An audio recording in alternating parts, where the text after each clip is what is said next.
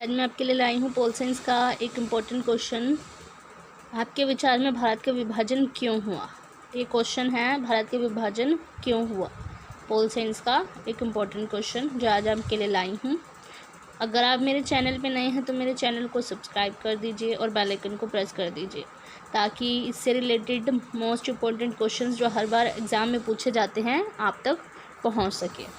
तो चलिए video start करते हैं। भारत का विभाजन माउंटबेटन योजना के आधार पर तैयार भारतीय स्वतंत्रता अधिनियम के आधार पर किया गया। इस अधिनियम में कहा गया कि 15 अगस्त 1947 को भारत व पाकिस्तान अधिराज्य नामक दो स्वायत्त उपनिवेश बना दिए जाएंगे और उनको ब्रितानी सरकार सत्ता सौंप देगी। स्वतंत्रता के साथ ही 14 अगस्त को पाकिस्तान अधिराज्य बाद में इस्लामी जमहूरिया-ए-पाकिस्तान और 15 अगस्त को भारतीय संघ बाद में भारत गणराज्य की संस्थापना की गई। इस घटनाक्रम में मुख्यतः ब्रिटिश भारत के बंगाल प्रांत को पूर्वी पाकिस्तान और भारत के पश्चिम बंगाल राज्य में बांट दिया गया और इसी तरह ब्रिटिश भारत के पंजाब प्रांत को पश्चिमी पाकिस्तान के पंजाब प्रांत और भारत के पंजाब राज्य में बांट दिया गया।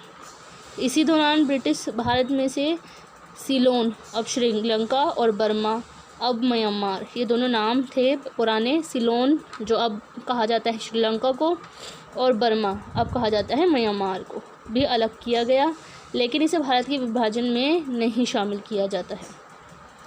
इसी तरह 1971 में पाकिस्तान के विभाजन और बांग्लादेश की स्थापना को भी इस घटनाक्रम में नहीं गिना जाता है। नेपाल और भूटान इस दौरान भी स्वतंत्र राज्य थे और इस बंटवारे से प्रभावित नहीं हुए। 15 अगस्त 1947 की आधी रात को भारत और पाकिस्तान कानूनी तौर पर दो स्वतंत्र राज्य बने, लेकिन पाकिस्तान की सत्ता परिवर्तन की रस्में 14 अगस्त को कराची में की गई ताकि आखिरी British viceroy Louis Mountbatten Karachi और नई दिल्ली दोनों जगह की रस्मों में हिस्सा ले सके। इसलिए पाकिस्तान में स्वतंत्रता दिवस 14 अगस्त और भारत में 15 अगस्त को मनाया जाता है।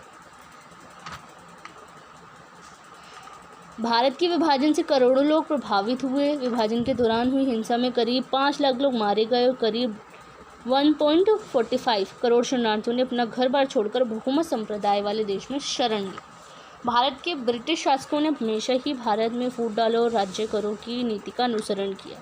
उन्हें भारत के नागरिकों को संप्रदाय के अनुसार अलग अलग समूहों में बांट कर रखा। उनकी कुछ नीतियाँ हिंदुओं के प्रति भेदभाव करती थी तो कुछ मुसलमानों के प्रति। 20वीं सदी आते आते मुसलमान हिंदुओं के बहुमत से डरने लगे और हिंदुओं को लगने लगा कि ब्रिटिश सरकार और भारतीय नेता मुसलमानों को विशेषाधिकार देने और हिंदुओं के प्रति भेदभाव करने में लगे हैं। इसलिए भारत में जब आज़ादी की भावना उभरने लगी तो आज़ादी की लड़ाई को नियंत्रित करने में दोनों संप्रदायों के नेताओं में होड़ रहने लगी। सन 1906 में ढाका में बहुत से मुसलमान नेताओं ने मिलकर मुस्लिम लीग की स्थापना की। इन नेताओं का विचार था कि मुसलमानों को बहुसंख्यक हिंदुओं से कम अधिकार उपलब्ध थे तथा भारतीय राष्ट्रीय कांग्रेस हिंदुओं का प्रतिनिधित्व करती थी। मुस्लिम लीग ने अलग अलग समय पर अलग अलग मांगें रखी। 1930 में मुस्लिम लीग के सम्मेलन में प्रसिद्ध उर्दू कवि मोहम्मद इकबाल ने एक भाषण में पहली बार मुसलमानों के लिए एक अलग राज्य की मांग उठाई।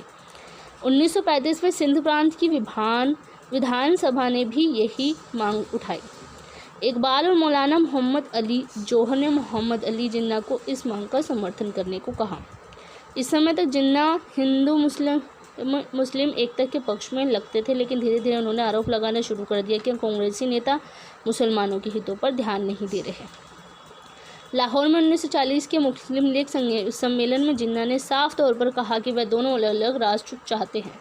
हिंदू और मुसलमानों के धर्म, विचारधाराएं, रीति रिवाज और साहित्य बिल्कुल अलग अलग हैं। एक राष्ट्र बहुमत में और दूसरा अल्पमत में, ऐसे दो राष्ट्रों को साथ बांधकर रहने से असंतोष बढ़कर रहेगा और अंत में ऐसे राज्य की बनावट का विनाश होकर रहेगा। हिंद महासभा जैसे हिंदू संगठन भारत के बंटवारे के प्रबल विरोधी थे, लेकिन मानते थे कि हिंदू और मुसलमानों में मतभेद है। 1937 में इलाहाबाद में हिंदू महासभा के सम्मेलन में एक भाषण में वीर सावरकर ने कहा था, आज के दिन भारत एक राष्ट्र नहीं है, यहाँ पर दो राष्ट्र हैं, हिंदू और मुसलमान। कांग्रेस के अधिकतर नेता पंथ निरपेक्ष थे और संप्रदाय के आधार पर भारत को विभाजन करने के विरुद्ध थे। महात्मा गांधी का विश्वास था कि हिंदू और मुसलमान साथ रह सकते हैं और उन्हें साथ रहना चाहिए। उन्होंने विभाजन का घोर विरोध किया। मेरी पूरी आत्मा इस विचार के विरुद्ध विद्रोह करती है कि हिंदू और मुसलमान दो विरोधी मत और संस्कृतियाँ हैं। ऐसे सिद्धांत का अनुमोदन करना मेरे लिए ईश्वर को नकारने के समान है। बहुत सालों तक गांधी और उनके अनुयायियों ने कोशिश की कि मुसलमान कांग्रेस को छोड़कर ना जाए, और इस प्रक्रिया में हिंदू और मुसलमान गर्म दलों के नेता उनसे बहुत चिढ़ गए। अंग्रेज़ों ने योजनाबद्ध रूप से हिंदू और मुसलमान दोनों संप्रदायों के प्रति शक को बढ़ावा दिया। मुस्लिम लीग ने अगस्त 1946 में सीधी कार्यवाही दिवस मनाया और कलकत्ता में भीषण दंगे किए, जिसमें करीब 5000 लोग मारे गए और बहुत से घायल हुए।